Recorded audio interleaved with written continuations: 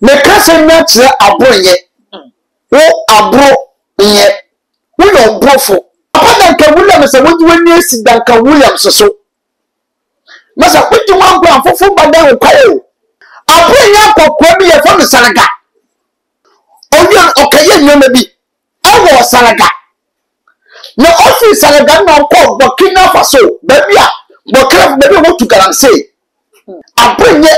sa tumi tantan na waka jinti na gini se we nie obiari ntu mo Ghana ha me de baka chabu ye be bisa bo ye se so also de chima o ma na bi mi anko na se oba ma no puma oba me social media so e ma me ka chabu ye na mo me bande man fo ni ntu puma no so aboye puma no man fo ni ntu salaga puma no man fo ni ntu so na so o try do no o kase danka Williams biwe assembly be still your whole life me NPP me ndisi na mo equal spiritual NPP ni ntum nsam ba the next 4 years me no me ndisi foi no to nkira mamo ya papa ya fo mosquito very short ya papa mosquito asa mi kan wunim ndisi pen fo bi sunyi mi di mi de makrase akure so de kwa ena mi no yi kire sunsun ba baka se NDC mo ko twa na mo bi ko sunsun sofo bi ho NDC twa na mo ko sunsun sofo bi ho na omo ma kwanche no ojimu na ntwi mako 32 general mosquito aso bi ka woni na NDC mpenfo muni na fo mo se benkum nkasa nchamo me sorry na mo me ka chamo na mi di mu si be biye no mo nka dase onyankopon mo penase Yesu bi se wose na ba krono wo he NDC mpenfo odifo me kranse ni okotwa na ntwi wo 16 regions na muni po yawe ina osanso be set Ottawa Accra okun na ntwi 16 wa Accra mo yawe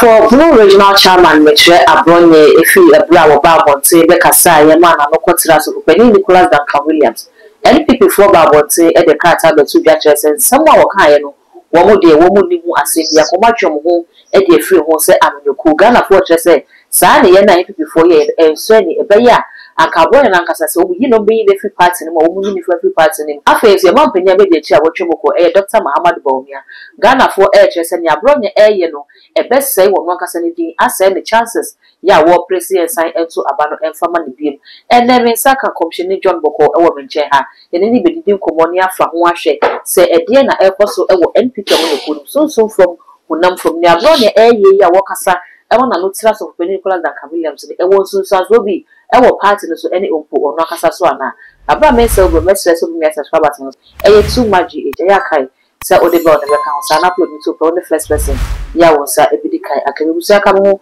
yenko odi for ho yema na kwaba na ye fa nkomo ni enhwehwe so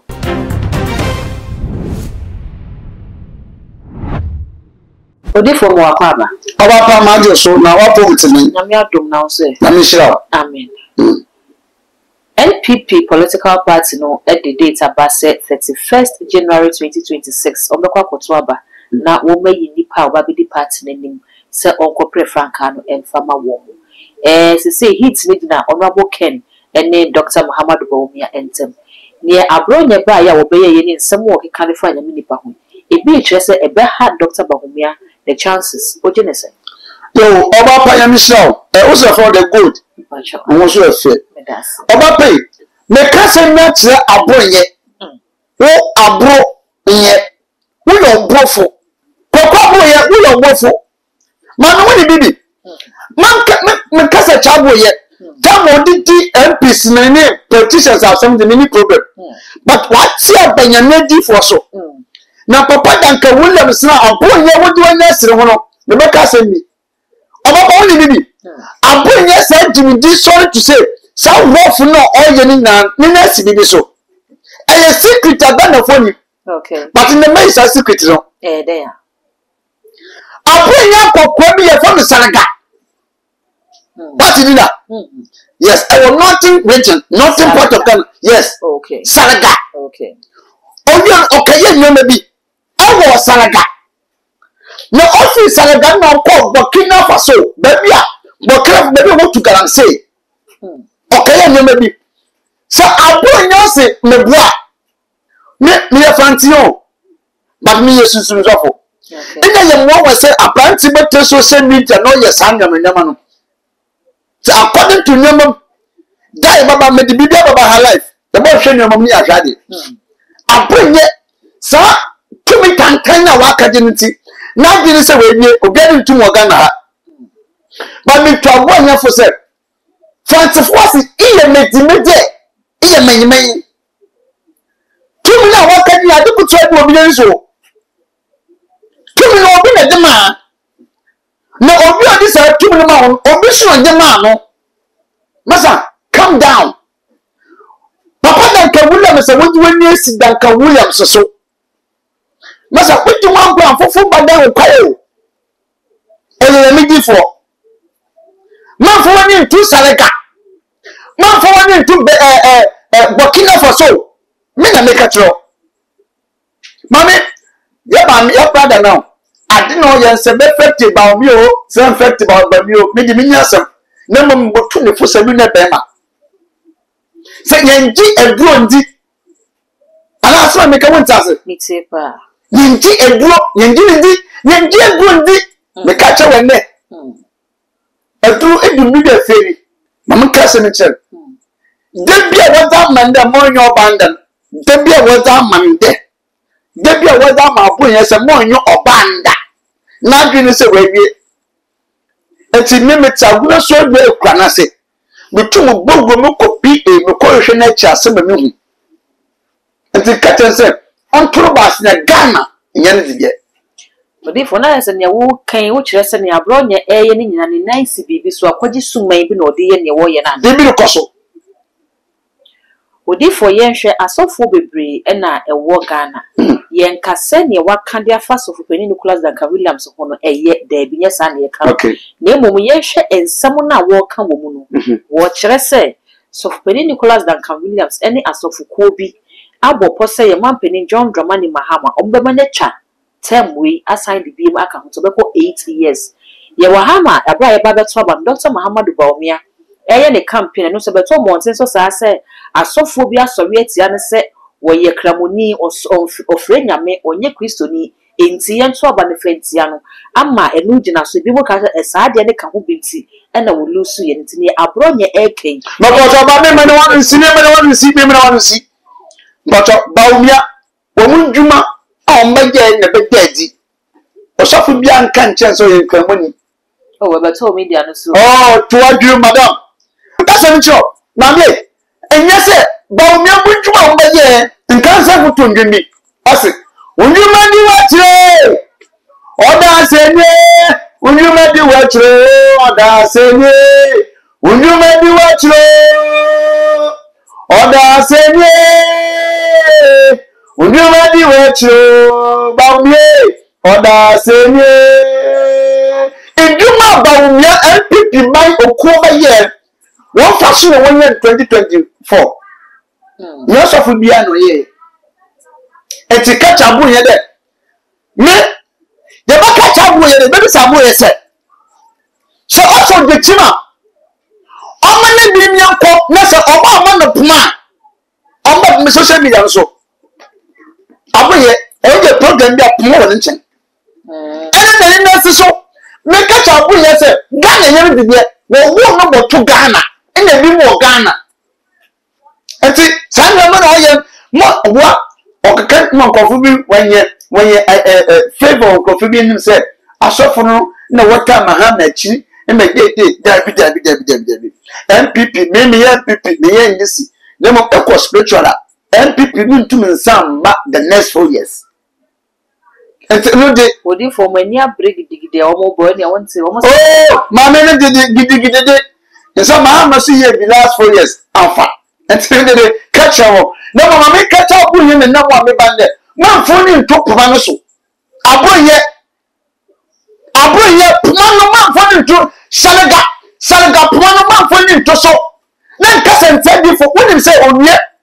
ye papa Duncan Williams sa or the Babon di for me so also pay me so what pay ya. Or the big man of God. Or the Babon so. You're stopping Sadi. Now so or try don't know or cast a thing that can Williams be where. Assembly basically still your whole life. Me a di for me a commission. Okay. Sir, yet to the full only tia, make my kind of point to me, sir. Listen, what was Salaga? What can the Puma? Only a cock Burkina Faso.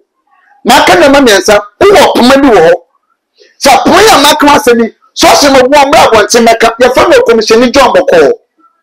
Me a different coming cancer, Nana. My catcher, no, want to make the chip. Never more feeling took one so. No, maybe Dian could pay D for 10. Yanisha. Odefo ni abronye yi waka ono as abronye individual yen hwe amanyoko NPP na wo mu ne wo ye no spiritually no ewo sunsun so bi ewo NPP amanyoko ne so ana yo oba me da say spiritually almost side de minimum check ho me aduma me ye me maka nche Ghana fo say NPP say TV station ni invite me no wo kan bi asem so patcho what de me check me hu wo ye ko na wo ye no physically ebotu no amama a Christopher was Suletia NPP because Messi Owe we are as a making Owe than Williams or the Baba Obiso. For differ be our secretary ya Robazu. Come checking January we now won't tack your lady for now won't tack a Christopher. Ebes Aswa was who couldn't open any glass and take me for Frano. Now Omen in Casa. Number under bets ni show no real na mo ina so di ba so for di for so en fofo badan kwa na kasa remain kasa bio Enra 1st July NDC amanyoko no meche ye mampeni John Dramani Mahama ene asofuku ene Ghana fo nyina ekokohie mu ewo mpaye ede ma wo man Ghana ede anyamiase wo pempenso ode o man na bedu ede etwa first quarter na afi ye beto aso do ebi mo twese saa mpaye na NDC fo ene Ghana for koye anka hu hye den hia ye hia nwuma ye hia action e che empire oba me mana won kasa che mbenfo ga mfante fo bu bebi o se wotanfo orihwase a o che ne mpa na mbe won ti da won ya fanti aha se wotanfo orihwase a o che ne mpa ye papa won se ade papa ye atame so ba so the same thing o ye aha ye papa ya Assemblies of God ni or your Christian enti mpabo kabi pa mpabo ye dwuma pa enti se dia we yi da ku be so the Christopher yen hiem ne mbon pa ye fam bo man Ghana ye papa mahamu okokra mpo na chia adenda so ho a ye be ye enti ye nya mbon pa fa ma mahama na mo ye mbon pa de mo man Ghana ye nwenu nkrambofo so aye bi fefefe enti papa ye otan enti mesese wotanfo orusuanwase a o chenepa wona wo kana ma asemi ni nyo biara ya NPP fo ena NPP fo kwan ebi mu kwa baby omo support segment pa wona bi sa support be bro mba be wo mu ya NPP fo enti wonya ba wo pompa ni bi obi di ade papa ni be fia won pam no enti so bi akana zam pa bo se yen won pa mo man Ghana enya de bo no kwan so enti yo wapa na ma maka che Ghana fo se o man pan mo de baba bia no nso na yenya yan support nkakranka na ebe Waka say NPP for the onse dan hwehwe mu sunsun fo hu ne beba yen hwe NDC society na yen hwe wo say NPP 4 years wo ntimi sign ma I say NDC be sign atwa so 4 years wo mo atwa so a mimi say omo de ye man penin John Dramani Mahama na atwa so because ono yenim say aka na one sempe into no mo de na atwa so ana afofo na say we take baton no atwa so oh madasi obi de opebe onko too much TV for the past I don't know say 3 years or say 4 years me did the one who interview me say okay obaboko no me kan che say that time go to abayi Mahama obesi su na nye 1 week na makati me hu ade bia me hu say Mahama wasan so man pay Mahama wasan so atwa so bio na Mahama obesi su na nye 1 week nti obi bia obahwe poto onko hwe da ho susum kasa na wakasa na mom what the mean to maka wasan bio from there mama de ba nya aboye next time ba mokoma mahwehwema dansa na maba maka na yambo next week ana next time yeba yebohwe Dr. Baumia ene ye papa Kennedy Japan wan no benje kungwa no nti ni nya yeba e mo hwe studio live yes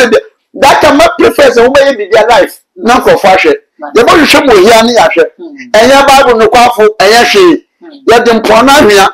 na ye de hapen ye nya hwe yakobon tume ye dwuma odi for o trese aboade bi wo se NDC fo no ekokọ ye fi so mo ko sunsun fo ko ye bi o ma anya ebe ha wo mu ye oh ya me show aya de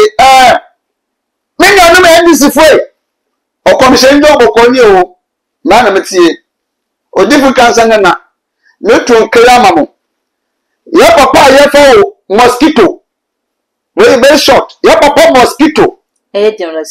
general mosquito another I said look at here asa mi kan winim anything pen for bisu ni mi ni de ma kwase akure so de kwa ena mi no yi che sunsun ba ba ka se NDC mo ko tu na mo bi ko sunsun so fo bi ho NDC tu na mo ko sunsun so fo bi ho na omo akwanche no ojimu nantwi mako 32 general mosquito asa mi kan winim na NDC pen for muni me for me se ben kum kasa nchamo we sorry na mo me ka chamo na mi di mu si be biye no mo nka dase onyankopon open na ase yesu bi se won se na ba kro no wo he NDC pen for odifre me kan se ni okotwe na ntwi wo 16 regions na muni mo yawe ni osan so be set o wa kra ha okun na ntwi 16 wa kra mo yawe na so ya mi bi okwan ma mo no mo nka de na se mi hwe bibi ye na mo fa mo na se nko mo nka ma hwe mpa mo nko na nyim nka de na se mi osunsun zofo asra na kan mi de NDC oku ente mama ka kire mo mami NPP so ba na be ka bi kire wo se ya papa ku fado okokro bi ye fo gbomo nyenya no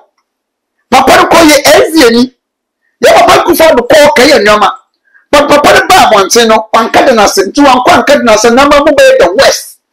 be be ka too much cause I had him in time ma until me catch NDC for the ye papa general mosquito papa say me ka wo ya we monko na mo fo na se nka ma ya me di for no wonim that me nka social media so because mami hu o me kwa na se na ma baka ya me share NDC for makam odi for ye da se pa abusia ye ni okomsheni John Boko na atwetwe enkomo no mesre se wo beja wo comment e wo video no ase e de amami na wo mia subscribe button no so e too much gh aya kai se wo de ba on be kan wo ye ni sana upload ni to mo fe wo the first person ya won sa e bi kan akabi all the social media platforms so for one e too much gh wo subscribe na wa like no wa share na wo mia bi so e bi ahwe me da se sa bi aso no ba unya bre eni adaji na wo de hwe etimi dark gold and I'm just so. Yeah, that's